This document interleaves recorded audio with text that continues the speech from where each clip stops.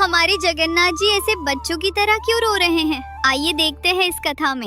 जगन्नाथपुरी के पावन धाम में कर्माबाई नाम की एक वृद्ध महिला रहती थी। उनका हृदय वात्सल्य भाव से भरा हुआ था। वे भगवान जगन्नाथ को जगत का स्वामी नहीं बल्कि अपना छोटा सा बालक मानती थी। कर्माबाई का एक नियम था, वे रोज सुबह ब्रह्म मुहूर्त में उठती और बिना स्नान ध्यान किए सबसे पहले अपने लाडले ठाकुर जी भगवान जगन्नाथ के लिए बड़े ही प्रेम से बाजरे की खिचड़ी बनाती।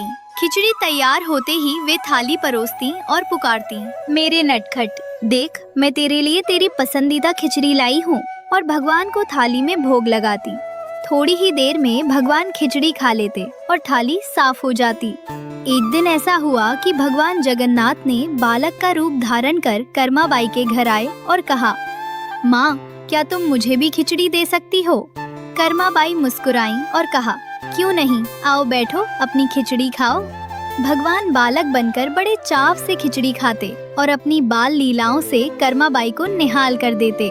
ये क्रम वर्षों तक ऐसे ही चलता रहा। एक दिन की बात है, एक ज्ञानी साधु कर्माबाई की कुटिया पर पधारे।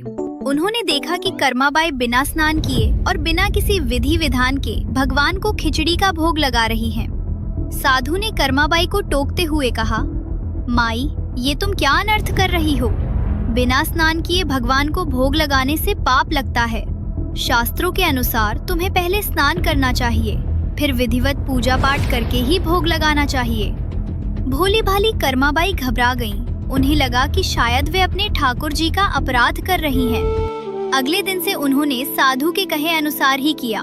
वे सुबह उठी, पहले आंगन से फूल चुने, फिर स्नान किया और पूरे विधि विधान से पूजा की।